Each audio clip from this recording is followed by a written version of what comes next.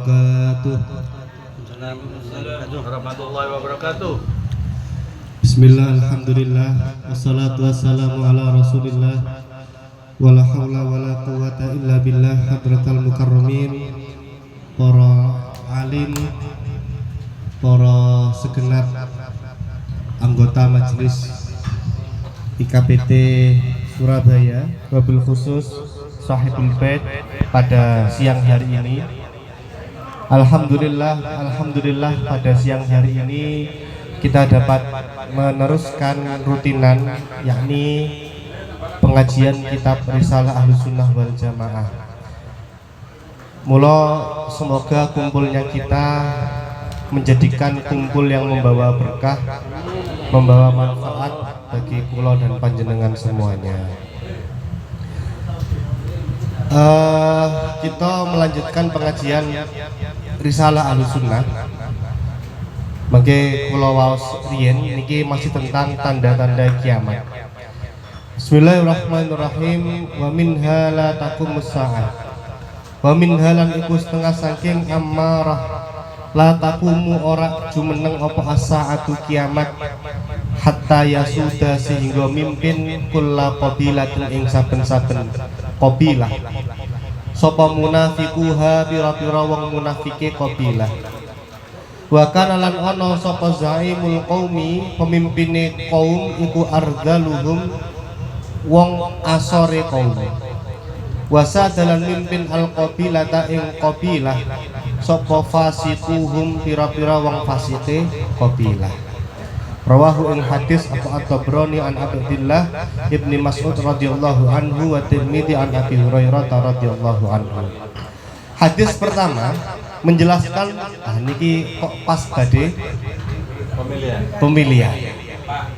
Termasuk tanda-tanda kiamat, seorang kaum itu dipimpin oleh pemimpin-pemimpin. Yang pertama yang munafik. Munafik itu yang bagaimana? Seperti yang hadis yang kita apalaken, idza hadasa kadzaba wa idza wa'ada dan saterusé. Tetapi munafik itu di awal-awal Nabi, di awal-awal era umat Islam, itu memang ada 3 golongan. Ada golongan orang yang mukmin betul, ada golongan orang yang munafik. Lah munafik ini di depan Nabi koyok-koyok iya, tapi di belakang Nabi coba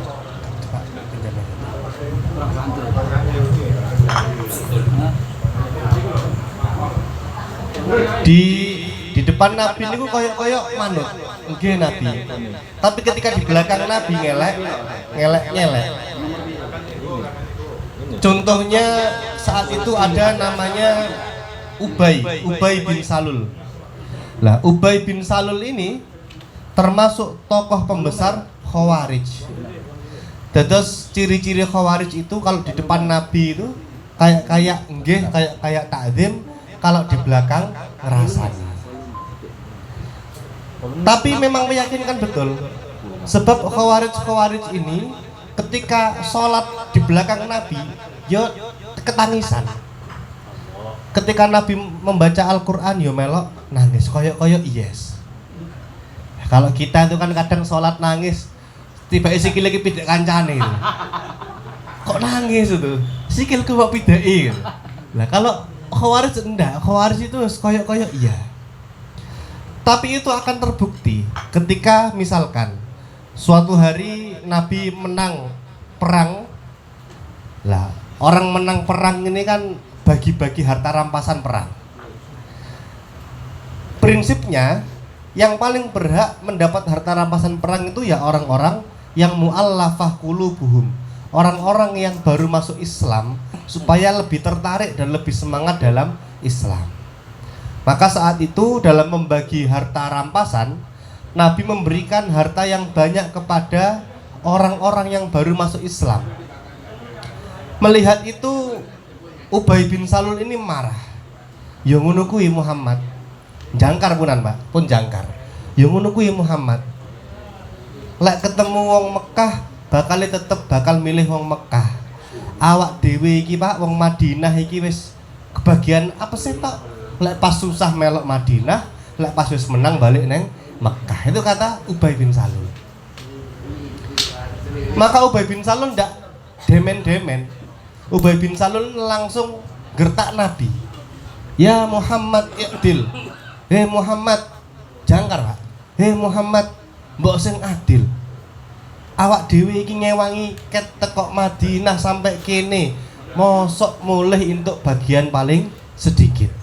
Sedangkan mereka baru masuk Islam sejak Fathu Makkah, kok sampean kasih bagian yang banyak. Oleh karena itu Nabi Muhammad hanya menanggapinya dengan santai. Idza lam akun adil faman ya'dil, kata Nabi Muhammad. Lele aku iki mbok arani gak adil. Terus sapa sing adil yang dunia iki ngalahne aku? Yang awalnya agak santai, tapi bagaimanapun akhirnya Nabi Muhammad menegaskan. Kata Nabi Muhammad, apa sampean iri dengan mereka yang pulang membawa harta rampasan, baik itu berupa hewan ternak, baik itu berupa baju zirah, baik itu berupa budak, sedangkan sampean pulang ke rumah-rumah sampean membawa Rasulullah sallallahu alaihi wasallam. Maka lagi-lagi Nabi matur, al mahya mahyakum wal mamatu mamatukum. Hidupku untuk mendidik kalian, mati pun nanti aku untuk mensyafaati kalian. Itu Ubay bin Salul, tokoh munafik. Dan bahkan nanti Khawarij yang membunuh Sayyidina Ali itu ketika menikam Sayyidina Ali, di jenggotnya ini juga masih basah karena bacaan Quran saat sholat. Kita sih terus koyok-koyok, iya. Itu Khawarij. Kemudian wa kana zaimul qaumi ardaluhum wasadal qabilah fasiquhum. Dan pemimpin-pemimpin kita itu orang yang fasik. Lah ini kenapa kok pakai bahasa fasik? Karena dalam akidah kita murtakibul kabair, orang yang melakukan dosa besar, sebesar apapun dosanya, sebrengsek apapun orangnya, sebajingan apapun orangnya, itu tidak keluar dari Islam selama tidak musyrik dan tidak murtad. Entah dosane niku nate korupsi, terus pernah selingkuh dengan orang lain, pernah sembarang, selama itu bukan musyrik dan bukan murtad, akidah kita tidak mengeluarkan seseorang dari Islam. Berbeda Pak dengan Khawarij. Menurut Khawarij, orang yang melakukan dosa besar itu sudah keluar dari Islam dan halal darahnya. Itulah kenapa orang Khawarij berani menumpas darah. Karena bagi Khawarij tidak perlu musyrik, tidak perlu murtad, asal dosanya sudah besar, maka keluar dari Islam dan halal dan darahnya halal. Sedangkan orang fasik niku mboten.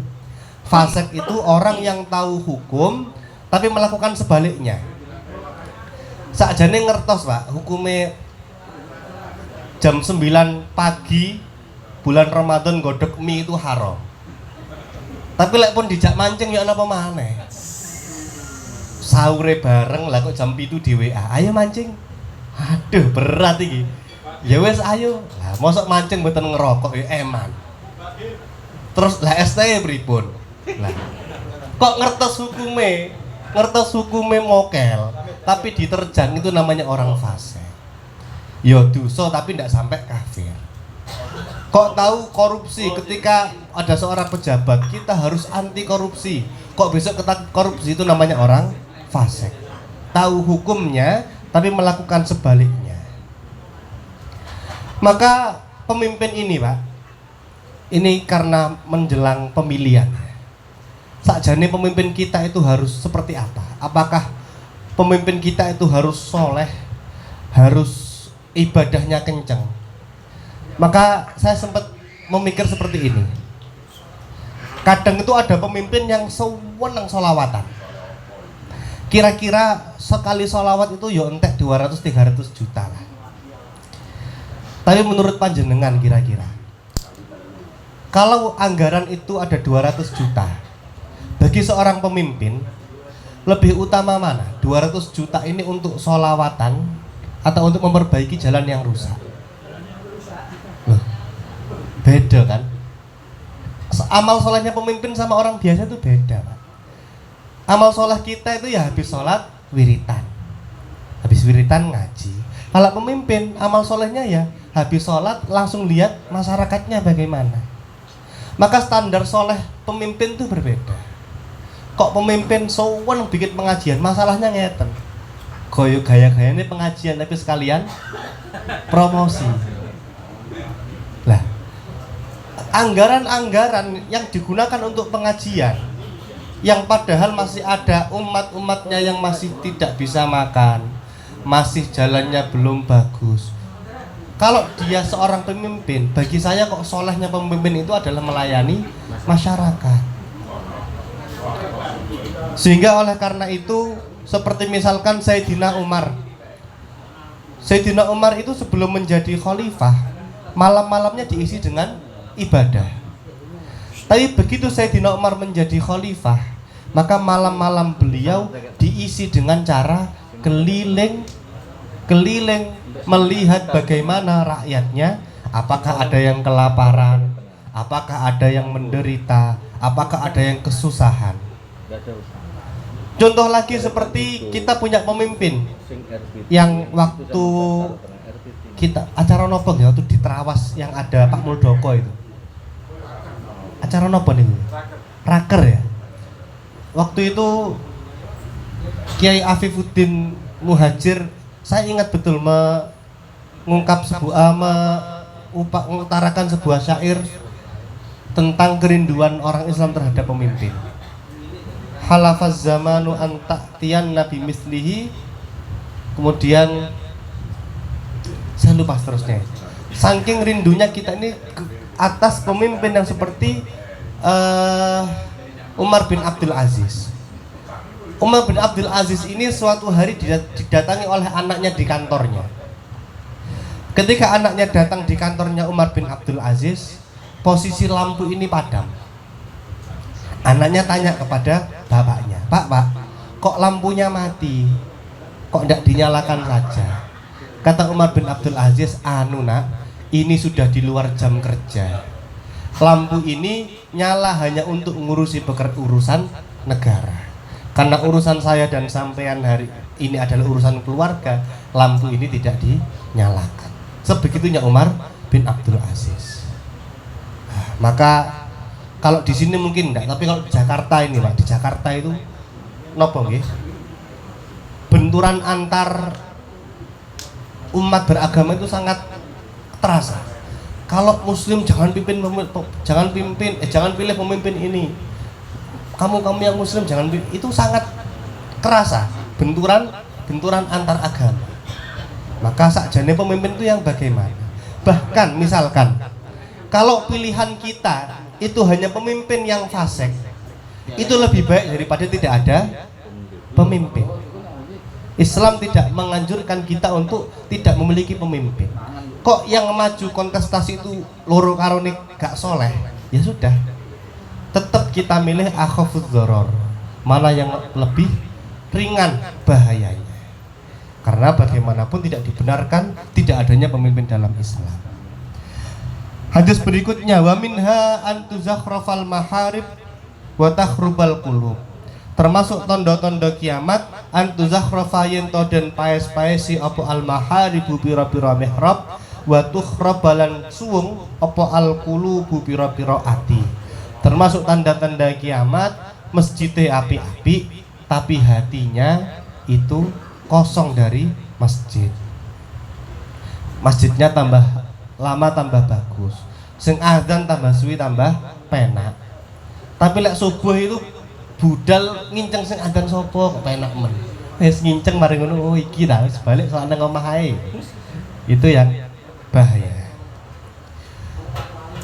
Kemudian wa min haiku setengah saking amarah fusu tijarati utawi tersebare perdagangan hatta tu'ina sehingga nulungi sapa almar'atu wong wadon zaujaha ing bojo lanange mar'ah alat tijarati ing ngatasi dagangan. Nah ini harus kita bahas ya. Termasuk tanda kiamat ketika seorang istri membantu suaminya. Wah, ini gimana maksudnya? Masa istri tidak boleh membantu suaminya dalam berdagang? Memang dulu istri itu ya di rumah ngurusi anak. Tapi wolak-walik zaman bagaimanapun akhirnya ada yang karena tuntutan ekonomi akhirnya istrinya ikut bekerja.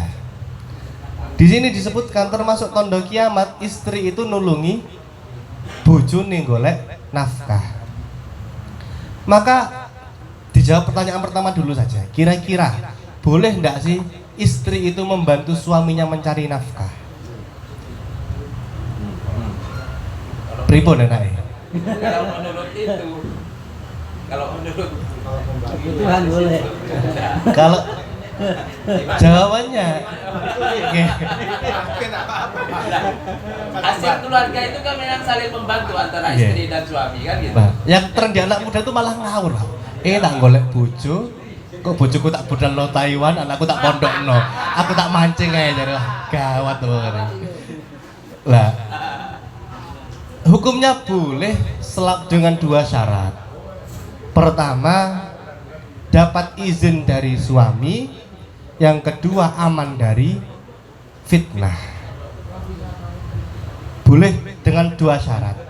Tetapi alangkah baiknya ketika seorang perempuan juga ikut bekerja tidak diniati untuk nafkah. Karena bagaimanapun nafkah itu tetap kewajiban laki-laki.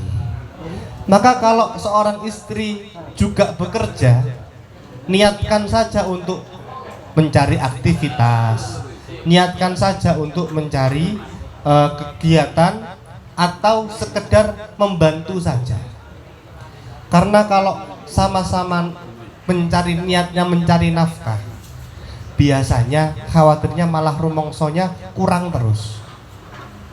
Maka dibalik ya kan istri yang baik ya yang bersyukur atas pemberian suaminya. Suami yang baik yang mengupayakan yang terbaik untuk istrinya. Sehingga niki fusuwut tijarah hatta tu'inal mar'ah zaujaha 'ala tijarah. Kemudian termasuk tanda-tanda kiamat waqatul arham lan medot sanak raket wa fusyuwil qalam lan tersebare ilmu nulis wa dhuhurus syahadati lan pertelane pira-pira kesaksian bizuri kelawan goro. Rawahu al-Imam Ahmad wal Bukhari an Ibni Mas'ud radhiyallahu anhu. Wa fusuwul qalami utawi nyebare ilmu nulis iku kinayatun kinayah an kasratil katabah. Saking akehe wong pinter nulis wakil latil ulama ilan siti ulama. Yakni yaktafuna podo ngalap cukup sapa kaum bita'allumil khatti kelawan belajar nulis liyukhalitu supaya nyampuri sapa kaum al hukama ing wong ahli hukum. Nggih. Kemudian termasuk tanda kiamat itu mutus sanak raket. Terutama terkait pilkada ini. Kemarin di Sampang itu ada rok carok. Egi. Bener itu ya? Nah, itu kan sayang, Pak. Dengan saudara, dengan tetangga meskipun pilihan beda ya tetap rukun. Wong lek sakit, lek beda pilihan misalkan. Kalau sakit yang nyengguk juga tetap tetangga. Lek ngutang loh, Pak. Beda pilihan misalnya. Terus butuh ngutang. Kan tidak mungkin ngutang ke yang dipilih. Ketemu juga susah paling. Ngutangnya tetap ke dulur atau ke tetangga. Belum lagi nanti kalau orang ngutang itu biasanya assalamualaikum, bon. Basa-basi dulu, Pak. Terus kok wes tangannya didengkul, tek ngeten. Dengkulnya digosok-gosok. Lah, itu wes tanda-tanda. Ya yang ditamuni harap peka juga, Pak. Wes langsung disiapkan. Makanya wes ya pokoknya qatul arham ini jangan lah, wong. nyatane lek ngutang, lek sakit, lek ngurus jenazah tetap yang ngurus tetangga ataupun saudara. Wa fusuwil qalam, termasuk nyebarnya ilmu nulis. Jadi termasuk tanda-tanda kiamat itu banyak sarjana tapi sedikit ulamanya. Maksudnya gimana nih? Ulama itu kan tidak cuma pinter lah. Ulama itu kan orangnya wirai. Ulama itu orangnya juga mau terjun ke umat. Maka kadang banyak orang pinter tapi kalau kemudian tidak wirai dan tidak mau ngurusi umat, itu juga malah kadang bikin ribet. Termasuk juga tanda-tanda kiamat nih, duhur syahadah bizur. Dulu, fikih zaman dulu, ketika ada persoalan, solusi terakhir itu sumpah. Hari ini sumpah itu tidak payu. Dulu sumpah itu solusi. Maka dalam tata bahasa Arab, orang itu ada 3 tingkat. Pertama ngomong biasa, zaitun qaimun. Kok masih tidak percaya, ditambahi taukid, inna zaidan qaimun. Temen lo Zaid itu ngadep. Kok cek tidak percaya, baru ditambahi wallahi inna zaidan qaimun. Tapi tidak perlu pakai sampai sumpah kalau memang tidak urgent. Karena sumpah pada zaman fikih dulu itu jadi solusi terakhir atas suatu sengketa. Kok sudah tidak bisa, ya wis disumpah saja. Tapi hari ini kayak tidak cukup. Karena sudah saking banyaknya asyahadah bizur, sudah tidak bisa dipegang omongannya. Meskipun memang ada yang namanya ilmu retorika. Ilmu retorika anak pejabat itu begini misalkan, Pak tolong ini kami di gini-gini, ya akan kami kaji ulang lah. Kan kami kaji ulang versi pejabat itu ya, tidak tahu kapan dikaji ulangnya. Contoh retorika, zaman dulu ada seorang raja. Ada seorang raja mimpi giginya ini protol. Akhirnya sang raja mencari seorang pakar tafsir mimpi. Tolong, kemarin saya mimpi gigi saya protol, tolong ditafsirkan. Oleh penafsir mimpi pertama dijawab, Raja, gigi yang rontok itu tanda bahwa saudara-saudara panjenengan akan tidak lama lagi meninggal. Wah, kurang ajar kamu. Dibunuh penafsir mimpi pertama. Penafsir mimpi kedua berkata yang sama. Ngapunten Raja, itu tandanya saudara-saudara panjenengan akan tidak lama lagi meninggal. Kurang ajar, bunuh. Karena raja belum puas, masih mencari penafsir mimpi. Tibalah penafsir mimpi yang ketiga. Ngapunten Raja, kalau ada mimpi gigi itu rontok, itu tandanya panjenengan umurnya lebih panjang dari saudara-saudara yang lainnya. Sami rambutan. Sami, tapi aman. Oh, alhamdulillah sampean wong apik ya. Itu namanya ilmu retorika. Dia diolah lah katanya supaya orang itu percaya dan supaya orang itu senang. Hanya saja dalam adabnya, ilmu-ilmu seperti ini tidak boleh dipakai untuk berbohong. Tapi insya Allah hadir. Ya ada insya Allahnya kan. Yang repot tuh besoknya orang Jawa Pak. Orang Jawa kok ngomong besok, itu besok kapan? Saya main ke rumah saya ya, oh iya besok itu. Besoknya orang Jawa ini nggak ngerti kapan. Bisa jadi besok sehari, besok sebulan, besok setahun. Nah itu ya. Tapi kalau insya Allah ya memang anjurannya begitu. Tinggal insya Allah ya atau insya Allah tidak gitu saja. Perlu ditanya ulang ya. Jadi seperti misalkan ini ya, misalkan seperti fusuwil kolam. Kata Mbah Mun begini, kata Yai Maimun Zubair, Allah yarham, dulu orang lulus dari Azhar itu ya ulama ul Azhar. Sekarang banyak yang lulus dari Azhar itu ya sarjana Azhar. Ya memang ada penurunan. Kemudian termasuk tanda-tanda kiamat. Wa minha setengah saking iqtirabis sa'ah ayyut takhoda yento den alap apa al amanatu amanah maghnaman ing jarahan wa zakat lan zakat maghraman ing ganti kerugian wa yuta'allamu lan den pelajari apa al ilmu li ghairi dinin krana sakliyane agama. Rawahu ing hadis sapa At-Tirmidzi an Abi Hurairah radhiyallahu anhu. Termasuk tanda-tanda kiamat ketika amanah itu dijadikan jarahan. Maksudnya pripun? Ada seseorang tak kaitkan dengan pemilihan. Ada seseorang diberi amanah berupa jabatan. Amanah ini dijadikan jarahan. Mumpung aku jadi pejabat. Mumpung jadi pejabat itu yo kata Pak. Keluarganya dilibatkan semua. Anggarannya dikelola sendiri. Itu termasuk ketika amanah dijadikan jarahan. Itu sekalian mumpung. Berbeda dengan Nabi. Nabi Muhammad kalau jenengan ingat-ingat, Nabi Muhammad itu ketika hijrah ke Madinah, budale keri. Gitu. Yang lain sudah hijrah terlebih dahulu, Nabi Muhammad berangkat akhir-akhir bersama Sayyidina Abu Bakar.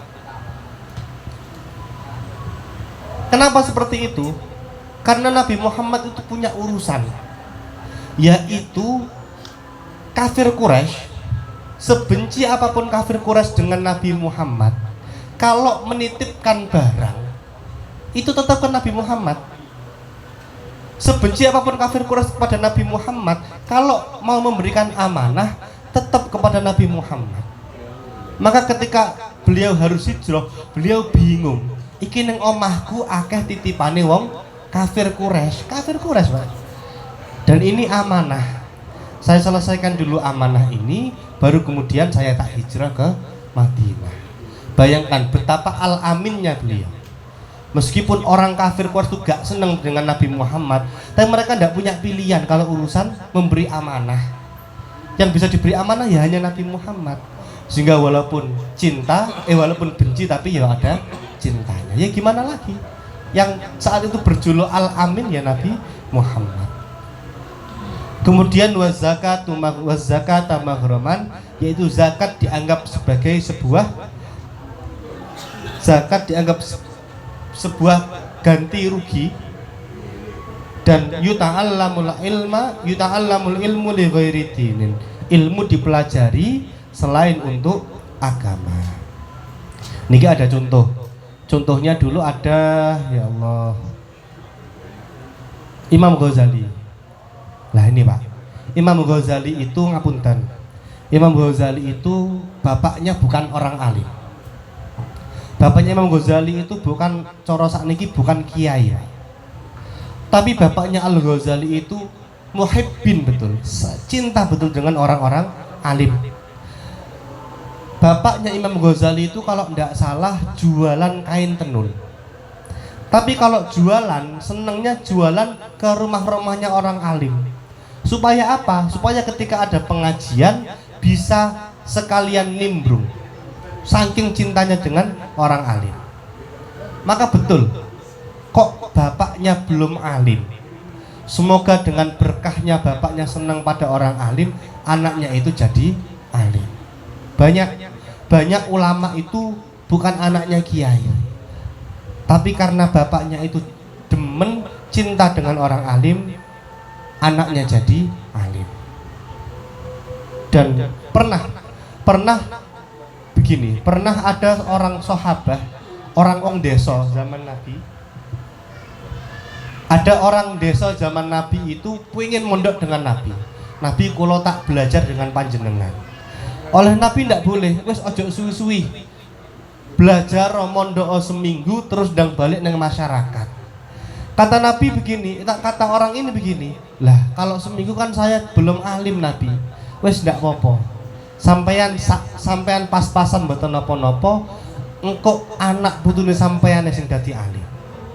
Misal kita nggih, kita pengen mondok lagi wis sudah banyak tanggung jawab. Inginnya hati ngaji, inginnya hati mondok, tapi tanggung jawab sudah ada di depan mata.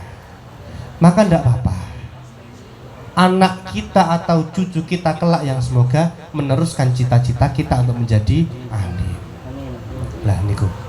Lah, kembali ke kisahnya Imam Ghazali. Beliau pun saat awal itu ngapunten miskin, Pak. hidup itu wis di bawah cukup. Sehingga ketika Al-Ghazali ketemu kawannya itu mondok, ditanya, "Sampean yang pondok lapo ae?" "Ya ngaji, ya mangan." "Lho, ono mangane?" "Oh nggih, ono jabune, Pak." Ya. Cuma lek gak cocok gak disawat iku jenenge lauke. "Oh, ada makannya." "Iya, kalau di pondok itu nanti dapat makan."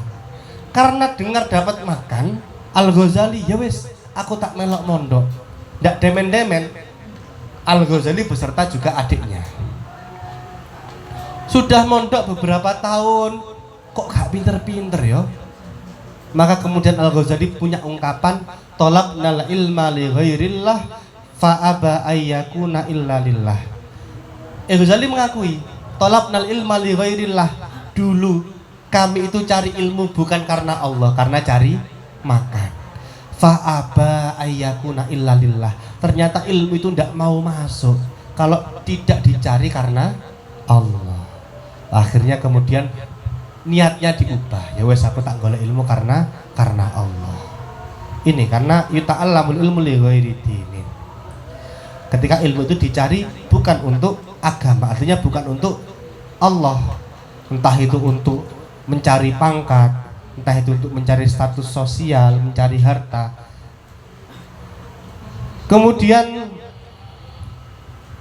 termasuk wa minha min alamatik tirabis sa'ah idza ata'a ar-rajulu idza ata'a ing dalem nalikane manut sapa ar-rajulu wong lanang imra'atahu ing bojo wadone rajul wa aqalan durhaka sapa rajul ummahu ing ibune rajul. Nah niki berat nih.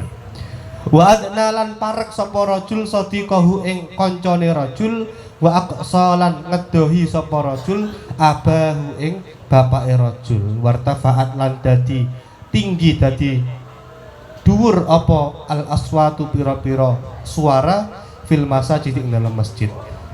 Rawahu Tirmidzi an Abi Hurairah aidan. Termasuk tanda-tanda kiamat idza atau ar-rajul imra'atahu. Ketika seorang laki-laki, seorang suami itu manut kepada istrinya tapi durhaka kepada ibunya. Kira-kira di sini ini banyak yang takut-takut istri apa banyak yang banyak ya? Ini ditelepon langsung balik ini kayaknya ini. Nasib-nasib kita ini tertindas, Pak.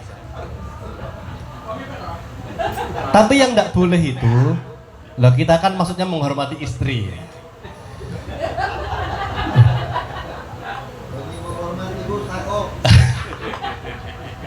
Lah, ya itu baik. Tapi termasuk fenomena akhir zaman, taat kepada istri tapi membangkang kepada ibu. Kinten-kinten memang begini. Seorang anak laki-laki selamanya tanggung jawabnya kepada ibunya. Sedangkan seorang perempuan ketika dinikah maka dia bertanggung jawab kepada suaminya. Tapi rasanya tidak adil, Pak. Ketika ada seorang istri dikalahkan untuk ibunya, misalkan ada seorang suami punya gaji 5 juta. Setiap istrinya minta nafkah, bilang, "Uang saya tak berikan ke ibu saya semuanya." Ini benar secara ajaran. Tetapi terus istri ini piye, Pak? Istrinya terus ya apa lah, ya nelongso. Dan sering sekali misalkan kemarin ada seorang artis cerai karena konflik antara istri dan ibu. Bingung akhirnya harus memilih ibu atau istri. Maka termasuk ada Prof. Quraisy Shihab itu tidak mau menjawab ketika mana yang lebih utama bagi seorang suami, istri atau ibu. Secara ajaran memang ibu yang paling utama. Tapi kalau istri itu kita kesampingkan, wong istri ini sudah keluar dari rumahnya demi ngikut kita, maksud kemudian kita sia-siakan. Maka harus ada islah antara keduanya. Kalau mau memberi sesuatu ke ibu, usahakan melalui istri. Jangan kita sebagai anak laki-laki langsung ngasih ke ibu. Kasih dulu ke istri kita biar memberikan kepada ibu kita. Pun begitu. Kalau kita mau memberikan sesuatu kepada ibu, atau kepada istri, kalau bisa jangan tahu. Misalkan istrinya minta HP baru, ya sudah, tidak perlu cerita ke ibu, supaya ibu juga tidak nelongso. Yang ngono rek, wis duwe bojo, ibu gak ditukokno apa-apa. Itu kan juga repot itu. Uangnya cuma cukup buat beli satu. Nah, maka ya siasat kita bagaimana supaya tidak terjadi kecemburuan di antara keduanya. Berat Pak. Di sini macan loreng, di sini macan tutul, repot ini.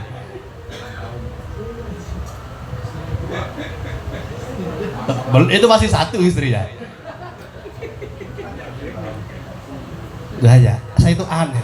Istri satu aja tidak mampu kok punya cita-cita istri dua itu ya boy, mengundang perang dunia ini.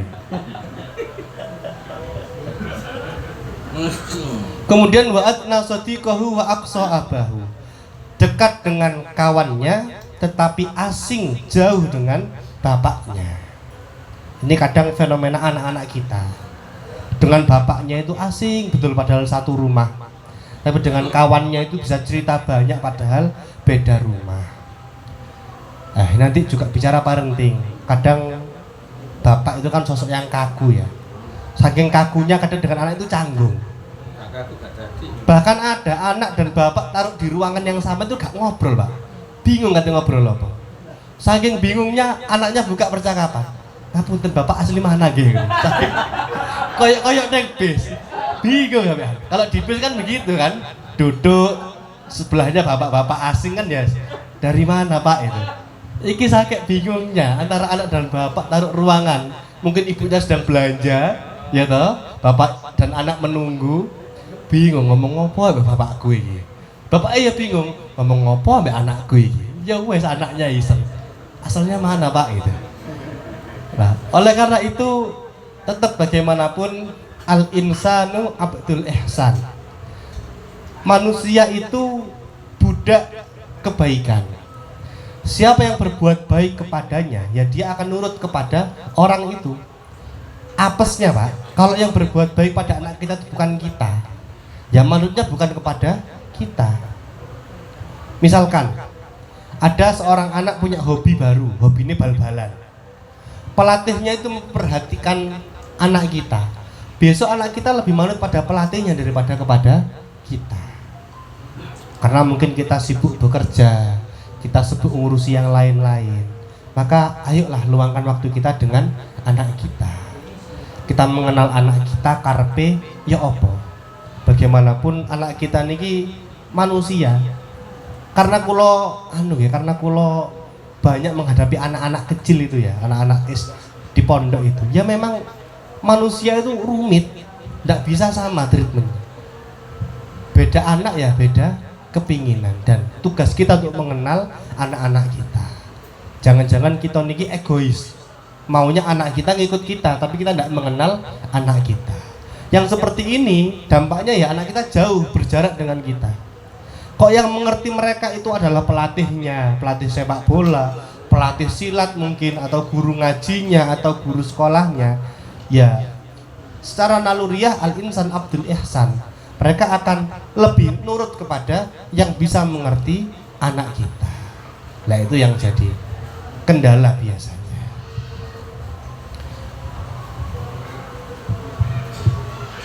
Kemudian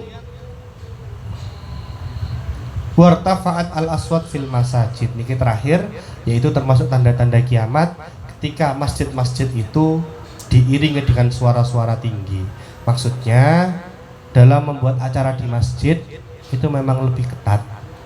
Kalau serambinya itu luas, ahsan lebih bagus serambi.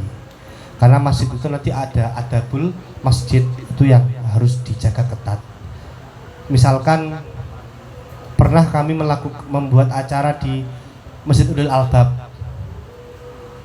Termasuk rangkaian acara itu menyanyikan lagu Indonesia Raya. Ini repot.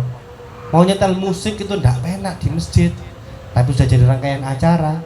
Jadi ya Indonesia Raya diiringi oleh Banjari. Kepepet karena gimana lagi?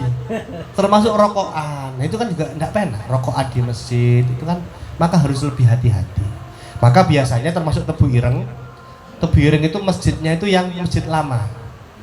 yang di depan itu serambi. Nah, serambi itu ada berbeda-beda pendapat, Pak. Ada ulama yang mengatakan serambi itu hukumnya sama seperti masjid, jadi sama ketatnya. Tapi ada yang mengatakan serambi itu beda hukumnya dengan masjid. Maka kalau serambi itu beda hukum dengan masjid, iktikaf itu tidak boleh di serambi, harus di dalam masjid. Tapi enaknya hukum seperti ini, serambi itu lebih longgar untuk pemanfaatannya. Untuk musyawarah sambil rokokan monggo, guyu ngakak-ngakak monggo, nyari barang hilang monggo, bahas dagangan monggo. Tapi kalau itu masjid, wah sangat ketat. Golek barang hilang gak oleh, bahas bati gak oleh, rokokan gak pantas. Nah itu yang harus kita ya, karena kan kadang kita punya rutinan di masjid, itu yang harus kita evaluasi kembali. Jangan-jangan itu masjid atau serambi. Kalau serambi itu lebih longgar hukumnya. Tahiyatul masjid itu. Dalam Tahiyatul masjid. tahiyatul masjid. masjid boleh kalau di serambi. Tapi kalau iktikaf secara khusus harus di masjid. Oke. Jadi mekaten untuk pengawasan risalah pada siang hari ini, monggo barangkali ada pertanyaan kawula persilahkan. Oke. Saja.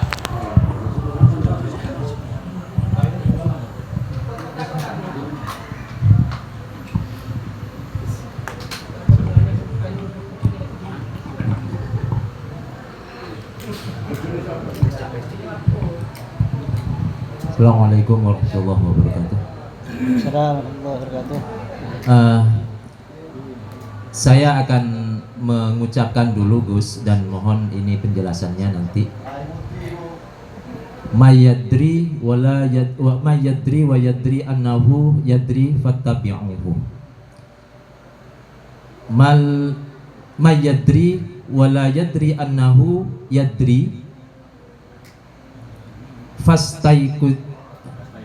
fastaiqiduhu. Man la yadri wa la yadri annahu la yadri fa'allimuhu. Man la yadri wa la yadri annahu la yadri faqtuluhu. Nah, yang keempat ini apa maksudnya? Faqtuluhu, mohon penjelasannya. Dan itu dari mana saya lupa gitu. Terima kasih.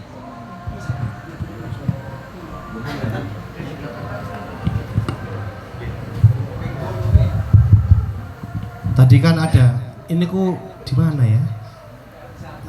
Ayyuhal walad apa di mana? Saya lupa juga. Pernah baca juga tentang ada 4 orang tahu bahwa dia tahu, tidak tahu bahwa dia tahu, tahu bahwa dia tidak tahu, dan tidak tahu bahwa dia tidak tahu. Yang terakhir ini yang paling bahaya. Dia seakan-akan tahu, padahal dia tidak tahu. Dan dia pun tidak tahu kalau dirinya sebenarnya juga tidak tahu. Nah, faktuluhu itu tidak dimaknai secara letterlek, tidak medeni Pak, dibunuh. Tak boleh sekarang. Nah, faktulu itu bisa dengan cara lain, yaitu ditegur atau dibuat kapok, tetapi tidak untuk ditebas kepalanya, boten. Karena memang yang seperti ini dapat merusak. Artinya ketika ada seorang yang berfatwa, dia tidak tahu masalah dan dia juga tidak tahu bahwa dirinya itu masih bodoh dan menerjang untuk menjawab masalah, ini akan dolla wa adol, akan sasar dan menyasarkan, sesat dan menyesatkan. Makanya demikian ini diberi pelajaran supaya tahu bahwa sebenarnya dia tidak di ranah itu untuk berfatwa. Sebenarnya begitu, tidak, kalau tidak itu kan pembagian manusia, ada pembagian manusia, ada 4 macam seperti itu. Masalahnya sekarang ini kan kalau orang itu sangat ego kan gitu, mempertahankan akan kebenarannya, sehingga apabila diajak untuk berdiskusi saling benar gitu, akhirnya ya kalau diladeni gitu loh, itu menjadi semakin ribut. Oke. Jadi begini, di balik kebebasan berbicara, kita juga membahas tentang otoritas berbicara. Memang di era sosmed ini seorang pakar pun akan dibilang bodoh. Coba jenengan lihat, di sosmed itu kiai pun akan dibilang bodoh. Seorang pakar hukum dibilang tidak ngerti hukum. Maka di balik kebebasan berbicara ini tentu perlu ada filter. Zaman dulu sudah menjadi sesuatu yang lazim untuk mengatakan sammu lana rijalakum. Kok ada orang banyak omong, ditanya sammu lana rijalakum, tunjukkan pada kami guru-gurumu, karena itu penting. Sammu nyebutno sapa sira lana marang kita rijalakum ing pira-pira rijal atau ya sanad atau riwayat atau guru-guru. Dan itu bukan hal yang lagi-lagi menyinggung, itu penting. Sammu lana rijalakum.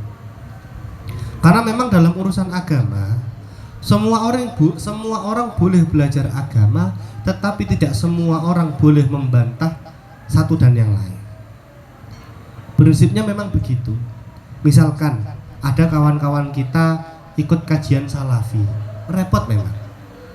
Ya, bagaimanapun juga sama-sama Islam. Tapi yang tidak boleh itu ketika habis ikut kajian dipakai untuk menyerang atau membantah orang lain padahal belum makomnya. Lah, kalau urusan ada orang yang ngomong tapi sebenarnya dia tidak ada isinya, ada istilah as-sukut anil jahil jawabun. Diam dari orang bodoh itu ya termasuk jawab. Cuma kadang didiamkan itu ya nyatane malah ngawur. Misalkan kita melihat kesesatan, ingin hati itu dibiarkan saja lah kalau mati-mati dewe. Tapi nyatanya didiamkan, pengikutnya tambah banyak. Misalkan yang dulu apa itu? Yang di Blitar itu, yang jin-jinan kayak gitu loh Pak. Oh tenan, nah itu loh. Nah itu kan didiam-diamkan. Jadi ternyata pesantrennya tambah banyak. Kalau santrinya tambah banyak, tambah banyak yang terbijuk. Beliau itu jualan Pak. Jualan minyak segini nih. Untuk ngusir jin katanya. Harganya 5 juta. Itu kalau bikin sendiri ya 50.000 lah bisa. Tapi karena ada santrinya punya status sosial, kadang dipakai cari duit. Enak Pak. Segini 5 juta, kalau yang beli 100 sudah 500 juta. Lah yang begini ini kita memang dilema. Didiamkan itu karpius mati-mati dewe, nyatane tambah banyak muridnya, tambah banyak yang sasar. Memang perlu disadarkan dengan cara itu tadi. Mekaten.